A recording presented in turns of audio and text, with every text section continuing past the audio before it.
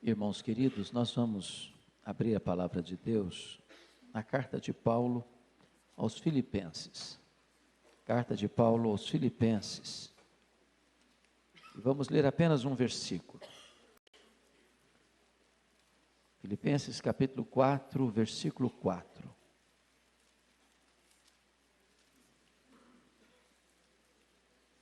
Filipenses 4, versículo 4. Talvez o mais conhecido verso desta carta.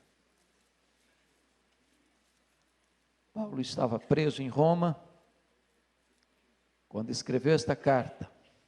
E apesar de estar preso, de estar algemado, ele escreve à igreja de Filipos dizendo o seguinte: alegrai-vos sempre no Senhor.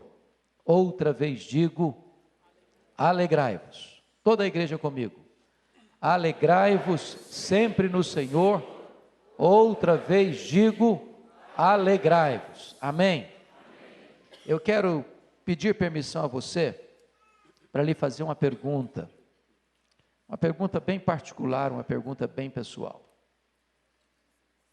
Eu até acredito que você não goste de perguntas pessoais, porque toda pergunta pessoal invade a nossa privacidade e nos põe contra a parede, e nós não gostamos que ninguém invada a nossa vida sem pedir licença. Mas eu vou lhe fazer essa pergunta como se nós estivéssemos assentados numa conversa bem íntima, bem particular. E a pergunta é esta: você verdadeiramente é uma pessoa feliz? Você é feliz?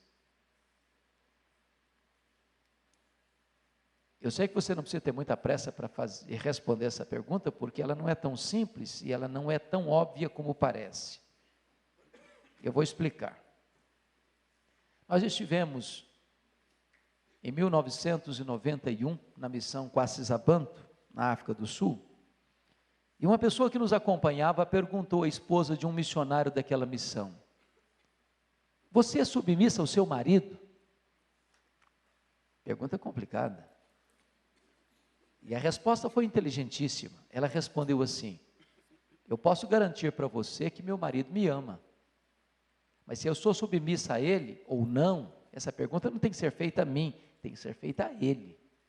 Eu achei a resposta magnífica. Então vou mudar minha pergunta agora. Seu marido pode garantir que você é uma mulher feliz? Sua mulher pode garantir que você é um homem feliz? Seus pais podem afirmar isso, que você é um filho feliz? Seus filhos podem dizer isso a seu respeito? Os membros da sua igreja podem falar isso a seu respeito? Seus colegas de trabalho podem dizer isso a seu respeito? É bem provável que a essas alturas você já esteja criando algumas racionalizações aí no seu coração e até argumentando assim: o pastor está me fazendo essas perguntas porque ele não conhece a minha vida. Se eu contar a minha história, até pedra chora. Talvez você até argumente assim: mas será que dá para ser feliz hoje? No cenário político, econômico que o Brasil vive, no cenário de terrorismo internacional, de crise mundial, será que dá para ser feliz hoje?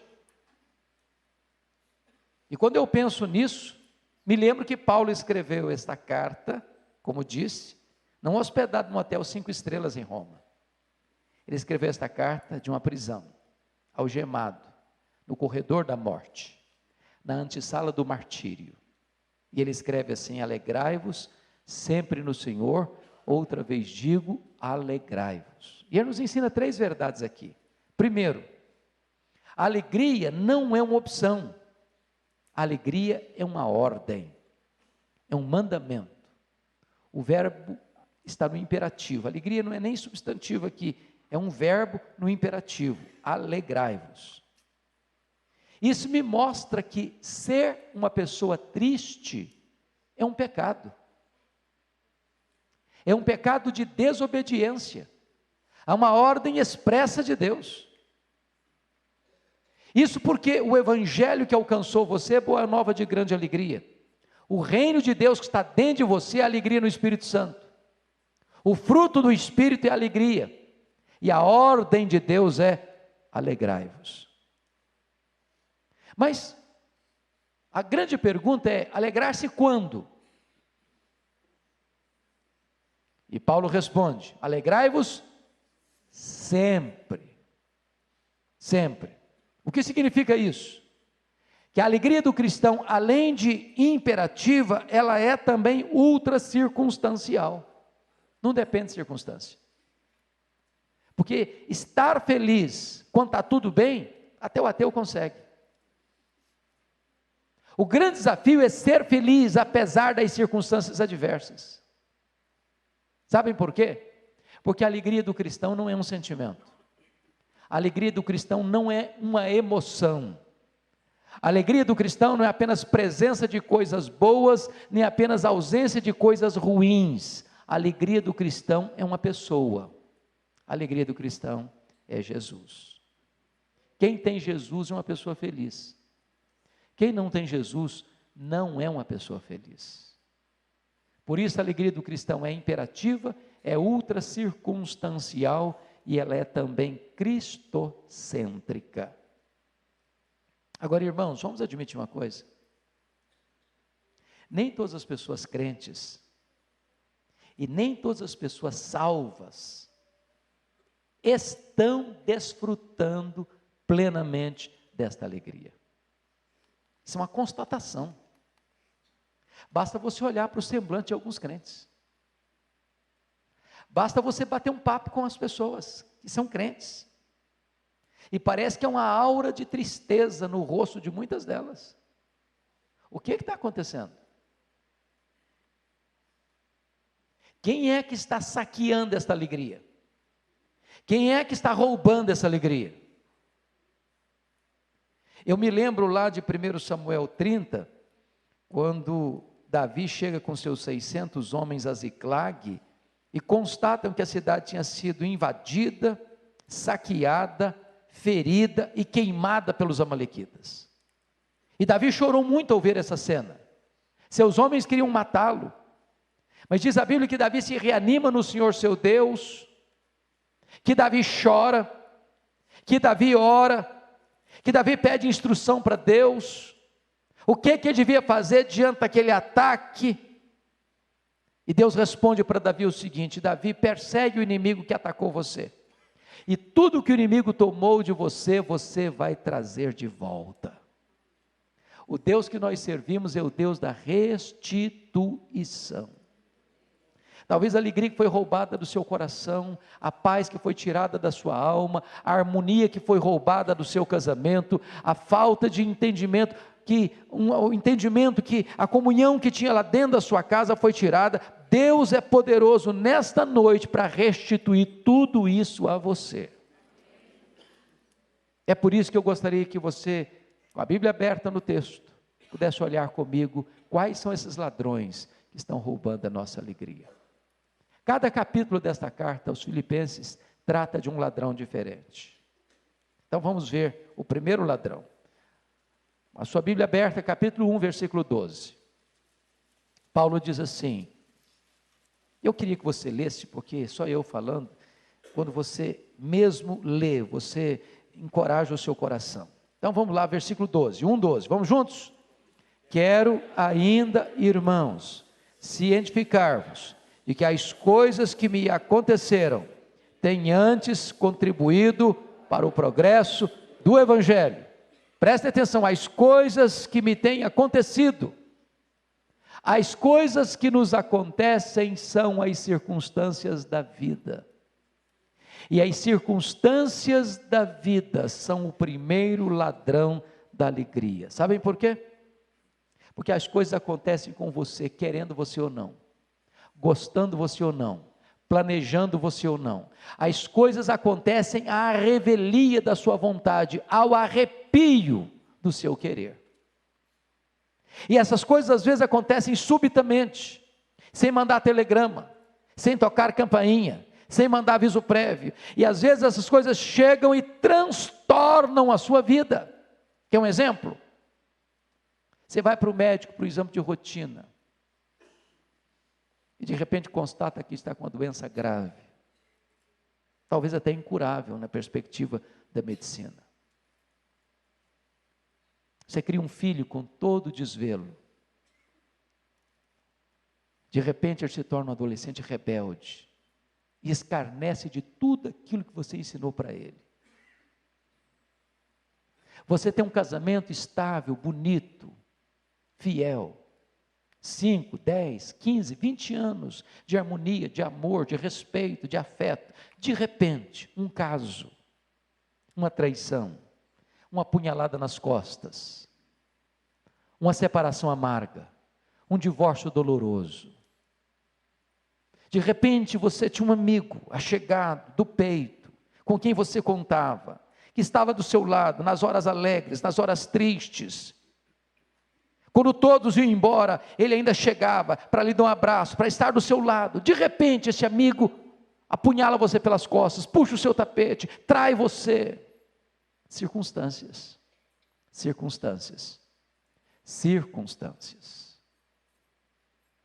Quando Paulo escreve isso aqui, meus irmãos, eu quero que vocês saibam que as coisas que me aconteceram têm antes contribuído para o progresso do Evangelho. Eu preciso perguntar para ele: Paulo, que circunstâncias são essas? Que coisas são essas que aconteceram para você? E Paulo poderia resumir para nós assim: olha, a minha vida foi toda assim, desde o começo que eu me converti. Fui perseguido em Damasco, fui rejeitado em Jerusalém, fui esquecido em Tarso, fui apedrejado em Listra, fui açoitado em Filipos, fui escorraçado em Tessalônica, fui enxotado em Bereia, fui chamado de tagarela em Atenas, fui chamado de impostor em Corinto, enfrentei feras em Éfeso, eu fui preso em Jerusalém, eu fui acusado em Cesareia, eu enfrentei um naufrágio para Roma, eu fui picado por uma cobra em Malta, eu cheguei em Roma preso e algemado.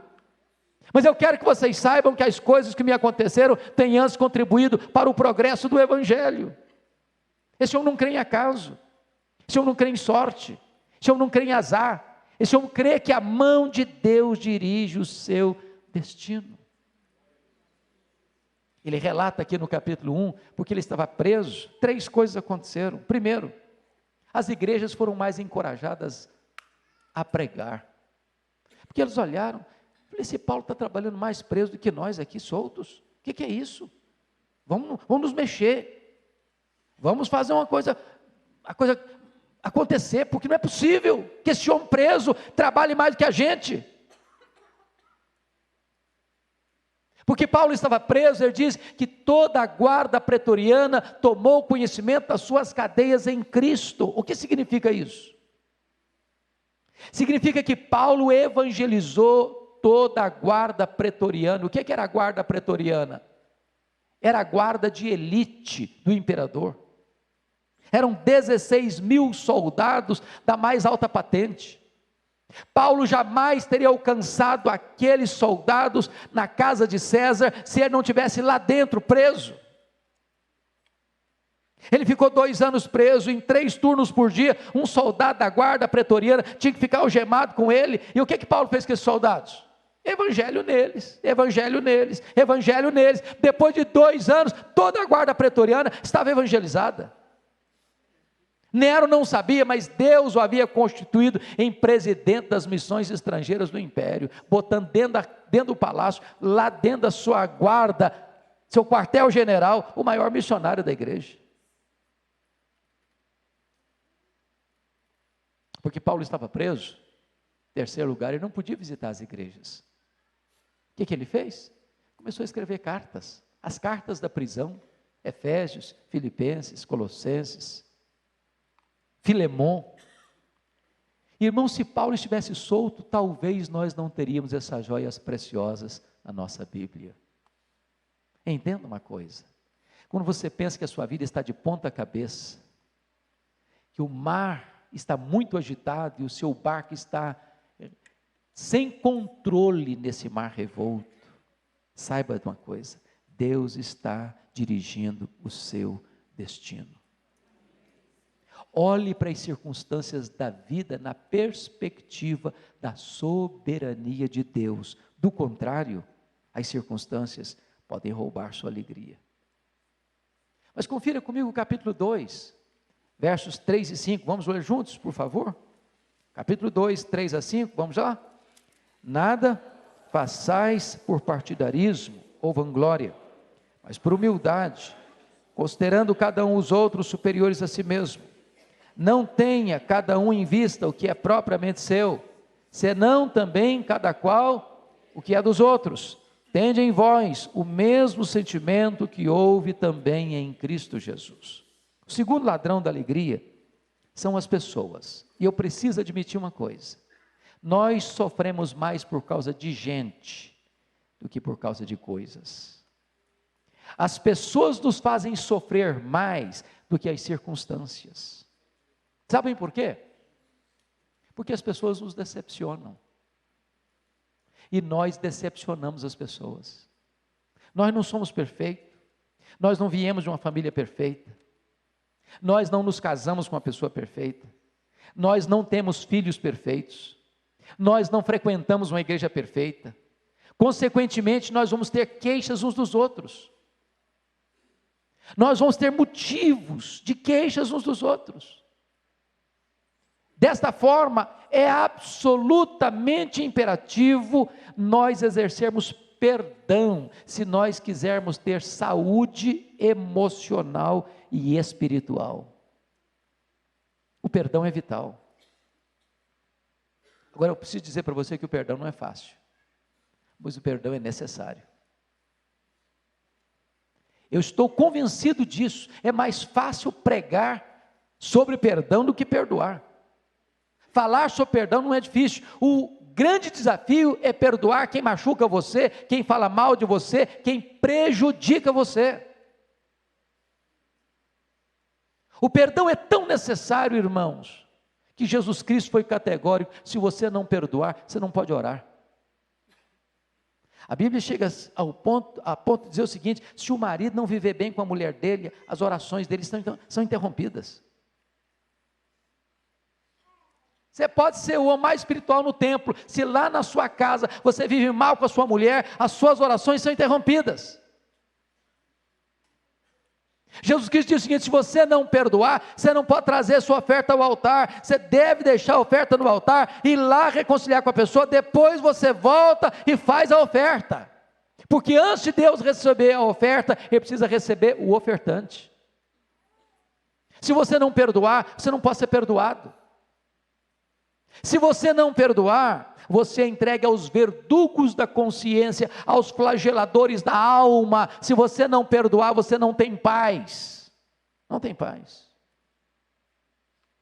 Agora eu preciso afirmar outra coisa. O perdão é uma questão de bom senso.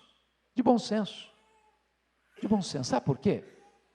Quando você guarda mágoa no seu coração, você se torna prisioneiro da pessoa por quem você nutre essa mágoa. Essa pessoa domina você, bota você no cabresto, manipula você. Você vai chegar em casa cansado, essa pessoa tira o seu sono. Você vai chegar em casa com fome, essa pessoa tira o seu apetite. Você vai sair de férias com a sua família, essa pessoa vai pegar carona com você e estragar suas férias. Essa pessoa te domina 24 horas por dia. Você vai acabar convivendo com a pessoa que você menos gostaria de conviver.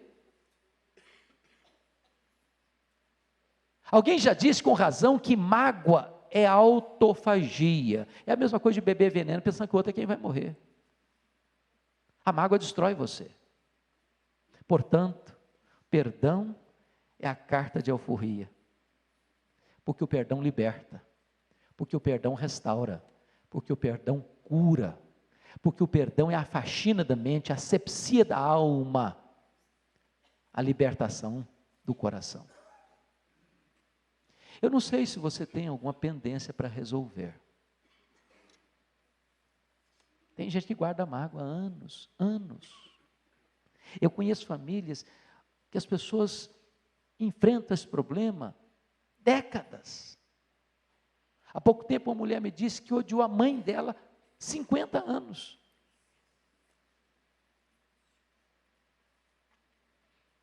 Eu quero dizer para você que o perdão é mais forte do que o ódio e do que a mágoa.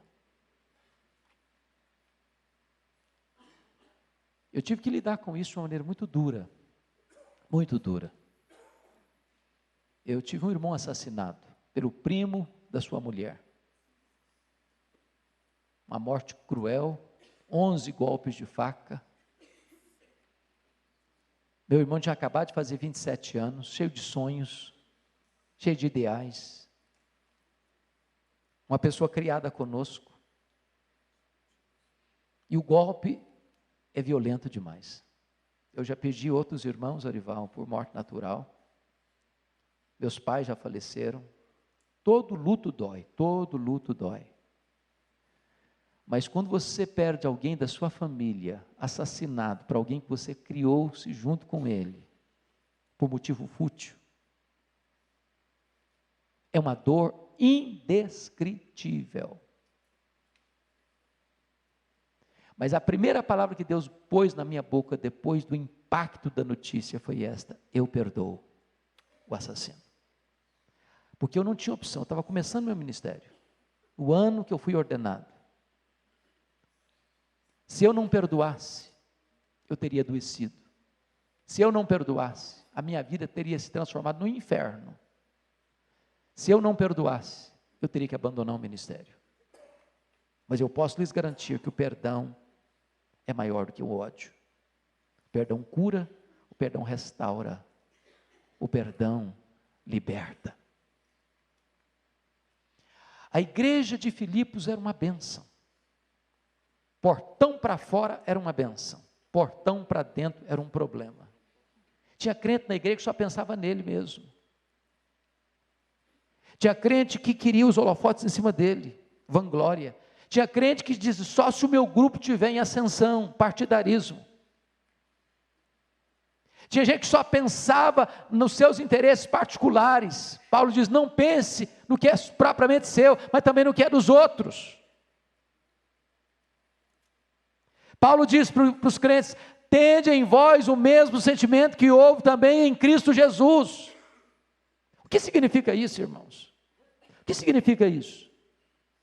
Quando Jesus foi cuspido, quando Jesus foi esbordoado, quando cravaram na fronte santa de Jesus uma coroa de espinho, quando arrancaram a sua roupa e açoitaram o seu corpo a ponto de ficar feridas vivas, quando ele foi estendido naquele leito vertical da morte e suspenso entre a terra e os céus com escárnio, em vez dele fuzilar aquelas pessoas com ira santa, ele rogou ao Pai dizendo: Pai, perdoa-lhes, porque não sabem o que fazem. Eu quero encorajar você, meu irmão, minha irmã, em nome de Jesus, a fazer um telefonema, a mandar uma carta, um e-mail, fazer uma visita, fazer uma viagem. Mas por favor, não guarde mágoas no seu coração. Porque se você guardar mágoa no seu coração, as pessoas vão roubar a sua alegria. Vamos ao terceiro ladrão comigo? Capítulo 3, versículo 19. Você pode ler comigo, por gentileza?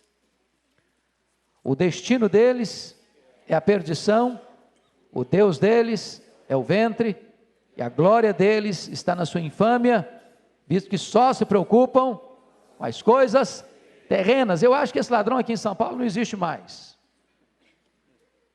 Preocupação com dinheiro. Não é verdade? Quem está preocupado com dinheiro aqui? Ninguém. Esse assunto não mexe mais com ninguém. O Brasil está com uma economia maravilhosa. A inflação acabou. A economia está crescendo. Emprego tem de sobra. As empresas estão bombando. Não é verdade?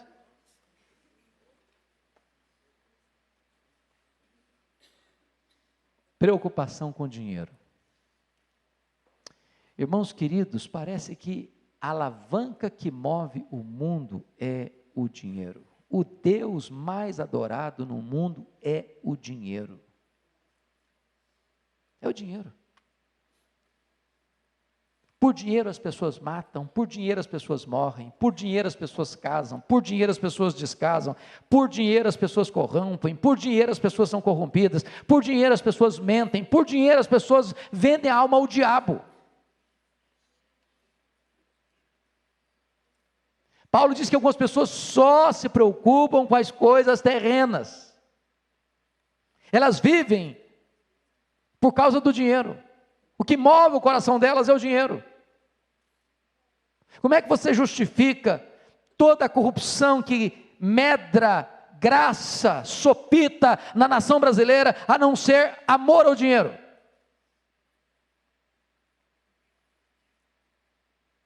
Como é que você explica um cidadão ganhar 3 mil reais, botar no bolso para matar uma pessoa que ele nunca viu, que nunca falou mal dele, que nunca fez mal para ele, e ele vai, mata, vai para casa, toma um banho, janta com a família e dorme?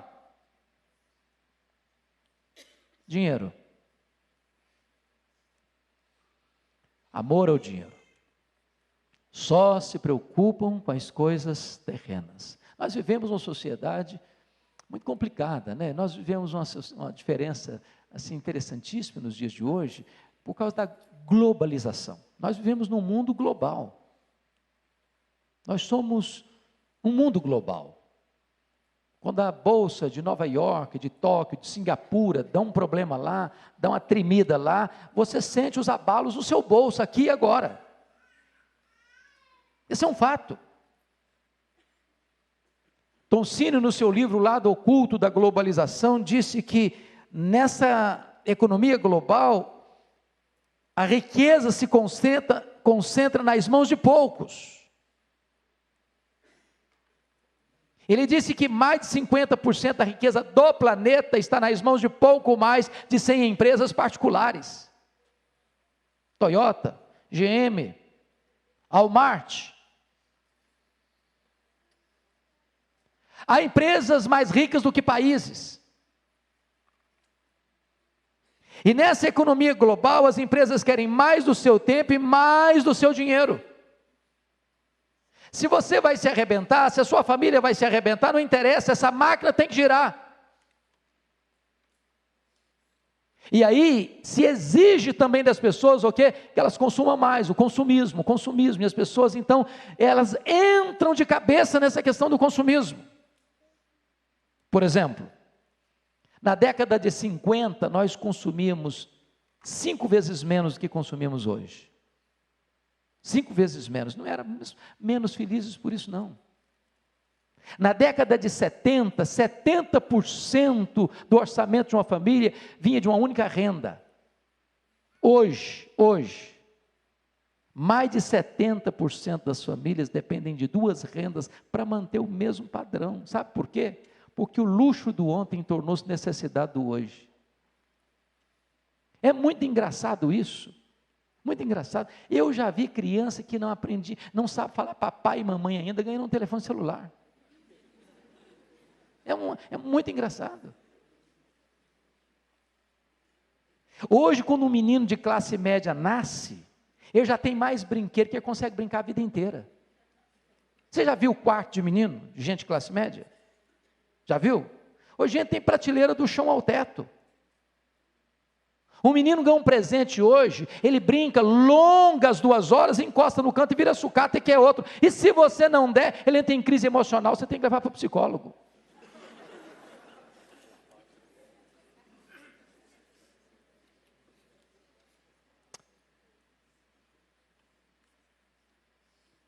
A revista Veja publicou uma matéria muito curiosa. Ele disse o seguinte, que 70% do consumo de uma casa hoje tem a ver com as crianças. Agora, com a última, os pets estão ganhando das crianças. Agora, além das crianças, tem os pets. Em outras palavras, levar uma criança hoje num shopping center é um perigo. Um perigo. Porque se a mãe e o pai não der o que ela quer, ela apronta uma confusão. E as mais ousadas dão uma bicuda na canela da mãe.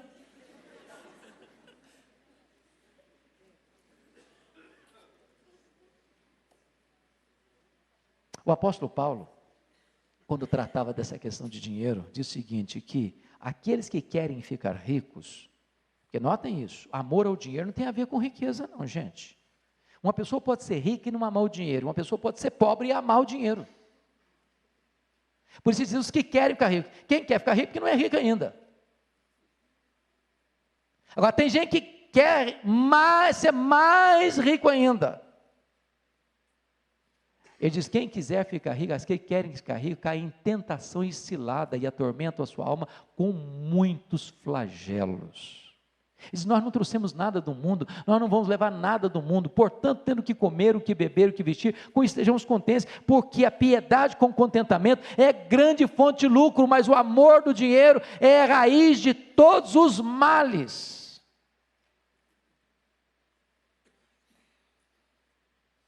Isso levou John Rockefeller, o primeiro bilionário do mundo, a fazer a seguinte afirmação: o homem mais pobre que eu conheço é o homem que só tem dinheiro. Alguém já disse com certa razão que as pessoas mais felizes são aquelas que chegam em casa e comem um bom prato de arroz com feijão e dormem a noite toda bem dormida.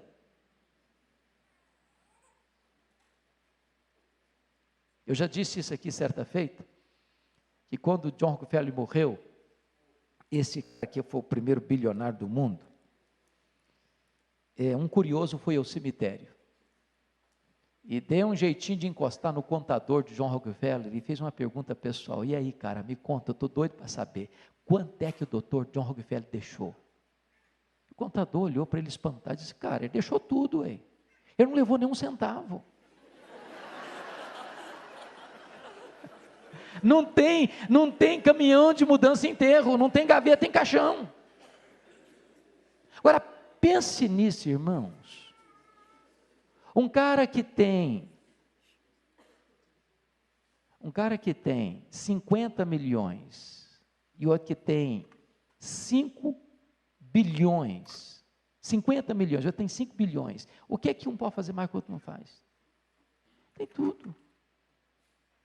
E aí a pessoa quer mais, quer mais, quer mais, quer mais, quer mais, quer mais. Sabe o que vai acontecer? No dia que ele morrer, vai ser uma confusão, uma brigaiada total. Porque dinheiro não tem liga. Nunca vi uma família rica feliz da vida na hora de dividir herança. Dá confusão. Então, deixa eu dizer uma coisa para você, se você botar o seu coração no dinheiro, você nunca vai ser feliz, porque o dinheiro não pode fazer você feliz, só Jesus pode fazer você feliz. Jesus Cristo disse, ajunte tesouro lá em cima, onde nem a traça, nem a ferrugem, nem o ladrão para tomar de você. Mas vamos ao último ladrão da alegria, confira comigo capítulo 4, versos 6 e 7, vamos juntos?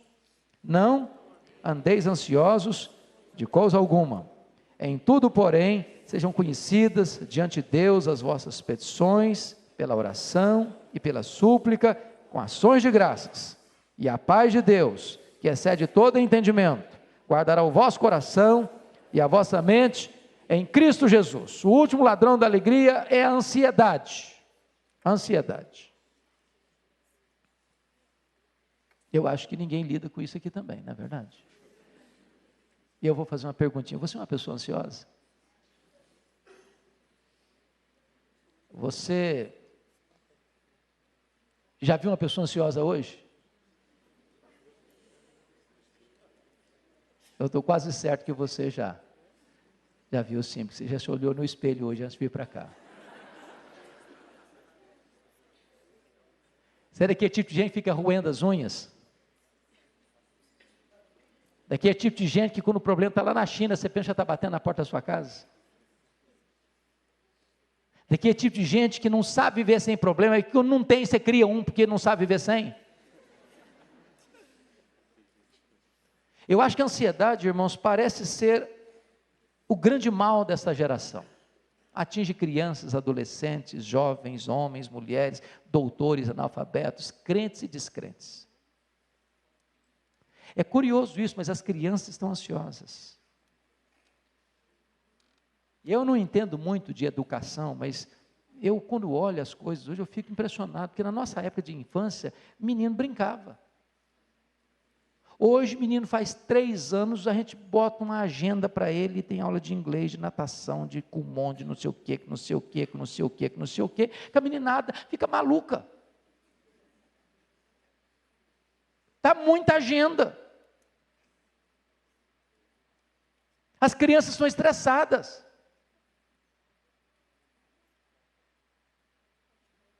Eu contei já aqui também uma história engraçada, que eu tive com uma criança lá em Vitória, na igreja. Um dia eu cheguei na igreja, tinha uma menina lá, sozinha, coitadinha, brincando lá sozinha. Eu cheguei perto dela, falei, e aí, filhona? Que vidona, hein? Ela olhou brava para mim e disse, o senhor é que pensa. A coitadinha estava estressada. Ansiedade.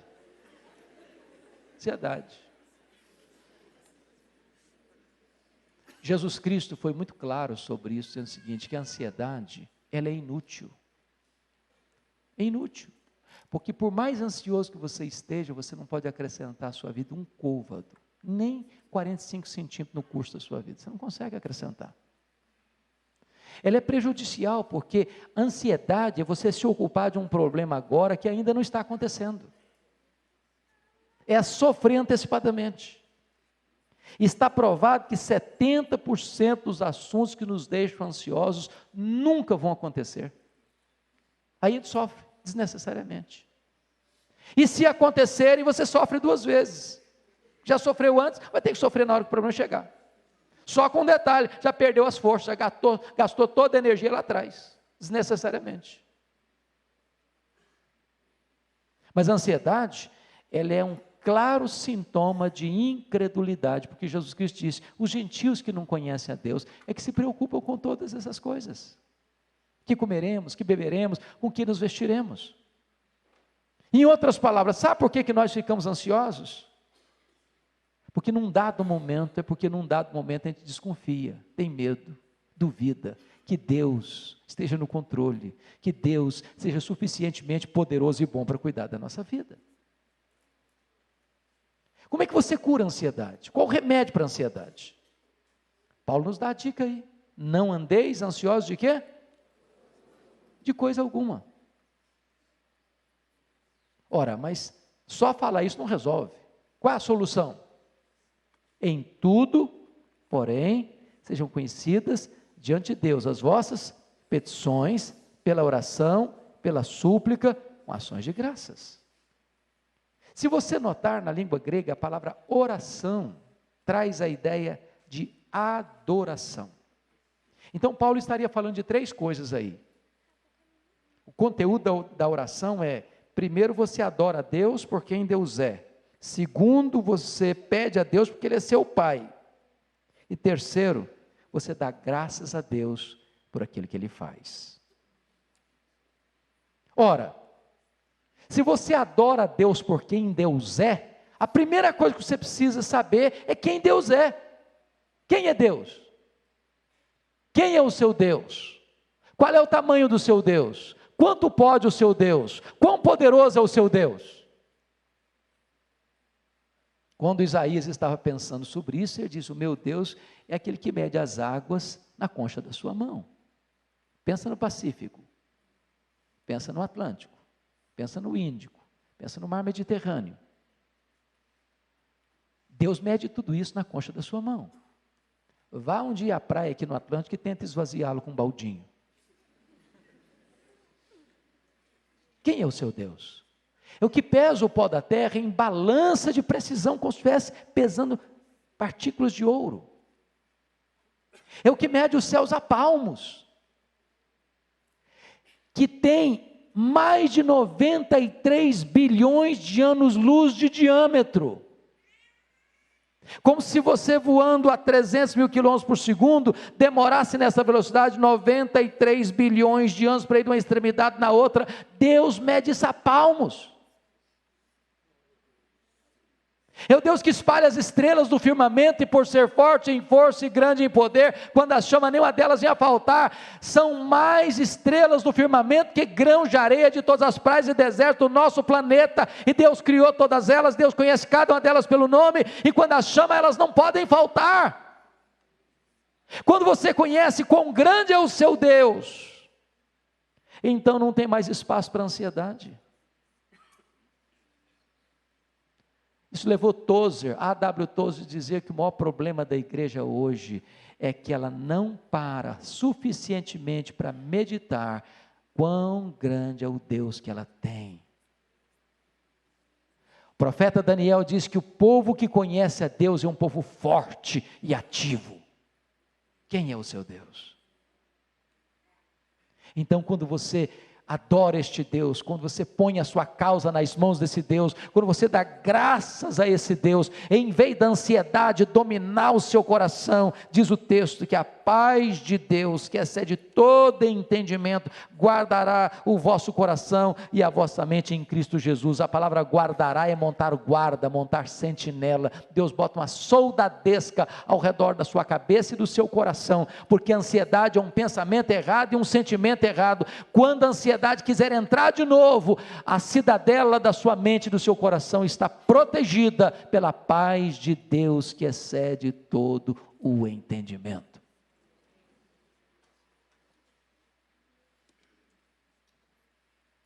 É por esta razão que Paulo podia dizer de dentro de uma prisão: alegrai-vos sempre no Senhor, outra vez digo, alegrai-vos. Eu fui criado na roça, já disse isso aqui algumas vezes. E lá na roça, o meu professor de escola dominical, coitado, era muito simples. Eu quase não sabia ler. E às vezes ele lia gaguejando e não sabia explicar também. Era uma benção. Mas uma frase eu escutei que eu nunca esqueci, e aquela frase me encucou demais. E a frase era esta: projete Deus na sua vida, não é fazer você feliz, é fazer você santo. Parece espiritual demais essa frase, mas não é verdadeira. Pelo menos não é totalmente verdadeira. É claro que o propósito de Deus é nos fazer santos. Sede santos, porque eu sou santo. Mas não é verdade que Deus não queira nos fazer felizes, plenamente felizes. E talvez quem melhor entendeu isso foram os puritanos, lá do século XVII, quando reunidos na Assembleia de Westminster, perguntaram assim, lá no catecismo: qual é o fim principal do homem? E eles responderam: o fim principal do homem é glorificar a Deus e gozá-lo para sempre. Então o meu problema e o seu problema não é buscar a felicidade. O meu e o seu problema é nos contentarmos com a felicidade pequena demais, limitada demais, terrena demais, quando Deus nos criou e nos salvou para a maior de todas as felicidades. A felicidade de amá-lo, de conhecê-lo, de glorificá-lo, de fruí-lo, de desfrutar da presença dEle para sempre e sempre e sempre. Eu posso lhe garantir isso, que Deus quer que você seja muito feliz, abundantemente feliz, maiusculamente feliz, superlativamente feliz, eternamente feliz. Alegrai-vos sempre no Senhor, outra vez digo, alegrai-vos. E eu termino pedindo licença novamente a você para lhe fazer uma pergunta pessoal. Eu sei que você não gosta de perguntas pessoais. Mas como nós estivéssemos uma conversa bem particular, e a pergunta que eu quero lhe fazer é esta: você é uma pessoa feliz? Você é uma pessoa verdadeiramente feliz? Que Deus nos ajude a dar essa resposta nesta noite. Amém.